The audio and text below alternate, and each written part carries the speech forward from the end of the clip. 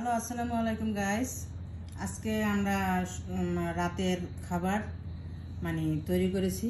আমি রাতে ভাত খাই না, আমার মাত্র এক টাইম ভাত খাই, সেটা হলো দুপুরবেলা। হ্যাঁ, রাতে পরোটা খাই না। এই যে বাসায় পরোটা বানাইছি, সামান্য ঘি দিয়ে পরোটা করেছি।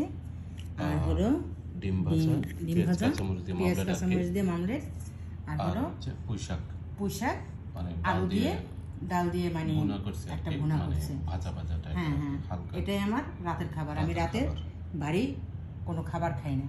আমি শুধু 2টা পরোটা খাবো, 1 গ্লাস দুধ খাবো, আর এটা আমার রাতের মেনু। সবসময় এই মেনুটা থাকে না, এক দিন এক একটা থাকে, কিন্তু পরোটাটা সবসময় থাকে।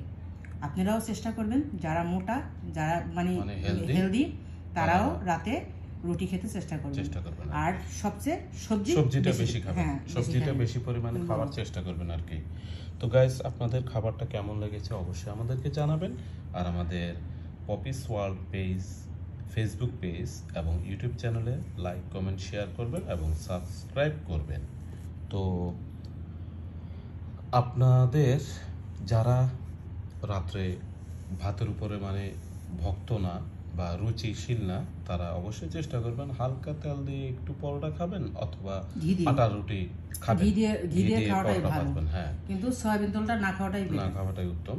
যেভাবে যার যেটা পছন্দ সেটাই খাবেন, তবে ভাতটা না খাওয়াটাই উত্তম। যেহেতু আপনারা তো জানেনই আমাদের বাংলাদেশে প্রত্যেকটা খাবারে ভেজাল। এখন আমরা কোনটা খাবো আমরা নিজেরাই কনফিউজড। তো আপনারা ওইভাবে চেষ্টা করবেন খাওয়ার জন্য। আর আমাদেরকে অবশ্যই লাইক, কমেন্ট, শেয়ার করবেন। আমাদের ভিডিওটা কেমন লাগলো অবশ্যই আপনারা জানাবেন। আজ এ পর্যন্তই, ভালো থাকেন গাইস, আল্লাহ হাফেজ।